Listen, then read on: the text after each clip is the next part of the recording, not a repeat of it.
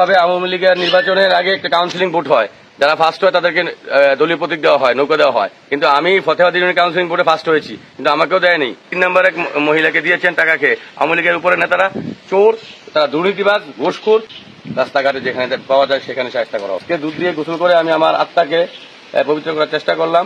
দোয়া করবেন আমি যেন সেভাবে থাকতে পারি। আলহামদুলিল্লাহ। আওয়ামী লীগ থেকে আমি পদত্যাগ করলাম, আওয়ামী লীগ সাধারণ সম্পাদক পদ থেকে পদত্যাগ করলাম।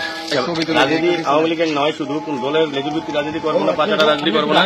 যদি আমি আপনারা যদি আমাকে সাহায্য করেন ফতেহাবাদ ইউনিভার্সিটি, তাহলে আমি জনগণের পাশে থাকবো, সেবা করার চেষ্টা করবো ইনশাআল্লাহ। আওয়ামী লীগ আমাকে বহুত মামলার আসামি করেছে, আর এই কোটা বিরোধী আন্দোলনে আওয়ামী লীগের সরকার খুব খারাপ করেছে। আওয়ামী লীগকে তুলে ধরে আমার মন থেকে, আমার পরিবার থেকে মুক্তি দিলাম। আপনারা দোয়া করবেন আমার জন্য, আর কেউ যেন আওয়ামী লীগ না করে আর আওয়ামী লীগের পক্ষে কাজ না করে।